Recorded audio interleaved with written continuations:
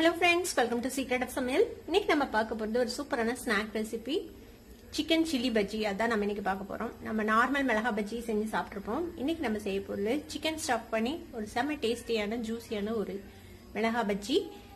வீடியோக்குள்ள போறதுக்கு முன்னாடி நீங்க என்னோட சேனலுக்கு இப்பதான் முதல் முறையா வரீங்கன்னா வீடியோ கீழே இருக்க சப்ஸ்கிரைப் பட்டன் மறக்காம பிரஸ் பண்ணிக்கோங்க. பக்கத்துல இருக்க நோட்டிபிகேஷன் பெல்லையும் மறக்காம கிளிக் பண்ணிக்கோங்க. அப்பதான் என்னோட ஃபியூச்சர் நோட்டிபிகேஷன்ஸ் உங்களுக்கு உடனே வந்து சேரும். சரி வாங்க டிலே பண்ணாம இந்த செம டேஸ்டியான சிக்கன் சில்லி பஜ்ஜி எப்படி செய்யலாம்னு பார்க்கலாம்.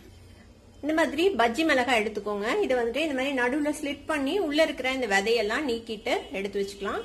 உங்களுக்கு ஒருவேளை ஸ்பைசியா பிடிக்கும்னா கொஞ்சம் விதையை நீங்க விடலாம். நான் வந்துட்டு முழுக்கவே எடுத்துட்டேன். சிக்கன் வந்துட்டு நம்ம ஒரு 150 கிராம் அளவுக்கு எடுத்துருக்கிறேன். 150 கிராம் சிக்கனை வந்து குக்கர்ல போட்டு கொஞ்சமா இஞ்சி பூண்டு பேஸ்ட், கொஞ்சம் மஞ்சள் பொடி, கொஞ்சமா மிளகாய் பொடி, உப்பு கொஞ்சமா போட்டு இந்த மாதிரி வேக வச்சு ஸ்ப்ரெட் பண்ணி எடுத்து வச்சிருக்கேன். சிக்கன் வேக வச்ச தண்ணியும் கொஞ்சமா எடுத்து வச்சிருக்கேன். இதையும் நம்ம யூஸ் பண்ண போறோம்.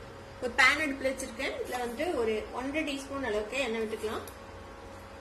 இப்போ எண்ணெய் நல்லா ஹீட் ஆயிடுச்சு. இதுல வந்து நான் வந்து கொஞ்சமா பூண்டு இந்த மாதிரி நறுக்கி வச்சிருக்கேன். ஒரு 5-6 பல் பூண்டு, ஒரு சின்ன பீஸ் இஞ்சி, அதையும் இந்த மாதிரி ஃபைனா சாப் பண்ணி வச்சுக்கோங்க. இது ரெண்டையும் இந்த எண்ணெயில போட்டுக்கலாம். கூடவே ஒரு பச்சை மிளகாவை இந்த மாதிரி ஃபைனா சாப் பண்ணி வச்சிருக்கேன். அதையும் சேர்த்திக்கலாம். இது லேசா வதங்கினதும் ஒரு பெரிய வெங்காயத்தை இந்த மாதிரி ஃபைனா சாப் பண்ணி வச்சிருக்கேன். அதையும் சேர்த்திக்கோங்க.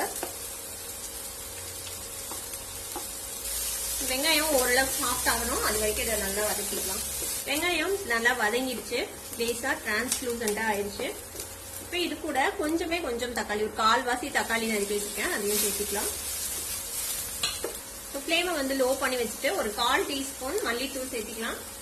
1/4 டீஸ்பூன் கரம் மசாலா பொடி, 1/4 டீஸ்பூன் பெப்பர் பவுடர் சேர்த்திக்கோங்க.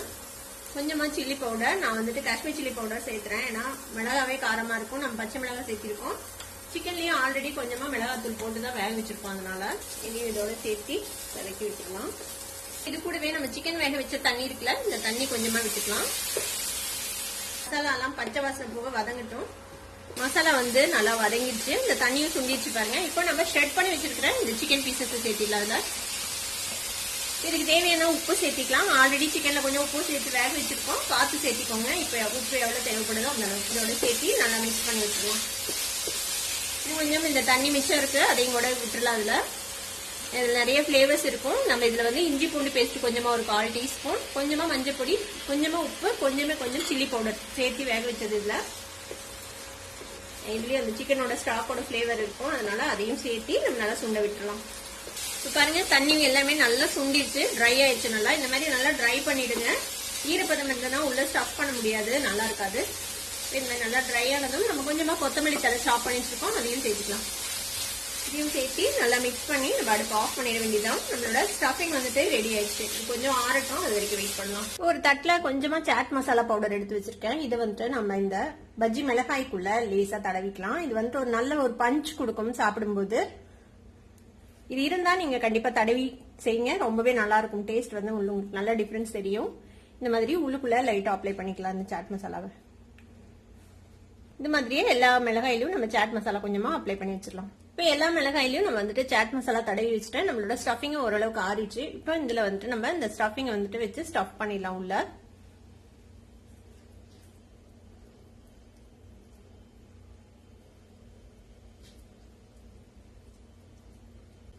இப்போ இந்த மாதிரி நல்லா ஸ்டஃப் பண்ணிடுங்க. எல்லா மிளகாயிலையும் இதே மாதிரி நம்ம சிக்கனை ஸ்டஃப் பண்ணிட்டு போறோம். இப்போ எல்லா மிளகாயிலையும் நம்ம வந்துட்டு சிக்கன் ஸ்டஃப் பண்ணியாச்சு. இப்போ நம்ம பஜ்ஜி மாவு ரெடி பண்ணிடலாம். ஒரு பவுல் எடுத்துக்கோங்க. இதுல வந்துட்டு ஒரு 3/4 கப் அளவுக்கு கடலை மாவு சேர்த்திக்கலாம். ஒரு 2 டேபிள் ஸ்பூன் அளவுக்கு அரிசி மாவு சேர்த்திக்கலாம். கொஞ்சமா பெருங்காயத்தூள் சேர்த்திக்கோங்க. 1/4 டீஸ்பூன் மிளகாய் தூள் சேர்த்திக்கலாம். இந்த மாவுக்கு தேவையான அளவுக்கு உப்பு சேர்த்திக்கோங்க.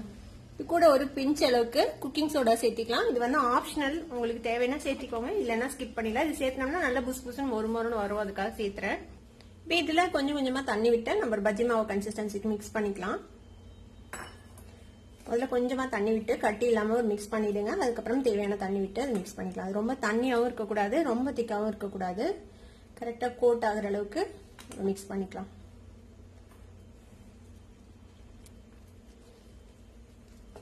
நல்லா கட்டி இல்லாம மிக்ஸ் பண்ணியாச்சு. இது மாதிரி ஒரு கன்சிஸ்டன்சில மிக்ஸ் பண்ணி வச்சுக்கோங்க. நம்மளோட நார்மல் பஜ்ஜி மாவை விட கொஞ்சம் திக்கா, அப்பதான் வந்துட்டு உங்களுக்கு மிளகா மேல விட்டும். இப்போ டீப் ஃப்ரை பண்றதுக்கு எண்ணெய் சுட வச்சிருக்கேன். இப்போ நம்ம ஸ்டஃப் பண்ணி வச்சிருக்கிறேன் இந்த மிளகாய் வந்துட்டு இந்த பேட்டர்ல டிப் பண்ணி நல்லா கோட் பண்ணிக்கோங்க. கோட் பண்ணிட்டு இந்த எக்ஸஸ் மாவை இதுல இது பண்ணிட்டு எண்ணெயில போட்டுக்கலாம். கீழே ஃப்ரை ஆனதும் இதை டர்ன் பண்ணி போடலாம். ரெண்டு சைடும் டர்ன் பண்ணி நல்லா கோல்டன் கலர் வந்ததும் நம்ம எடுக்க வேண்டியதான். நம்மளோட சிக்கன் பஜ்ஜி ரெடி ஆயிடும். பாத்தீங்கன்னா ஃப்ரை ஆயிடுச்சு. நம்ம இதை எடுத்துடலாம். நல்லா எண்ணெயை ட்ரெயின் பண்ணிட்டு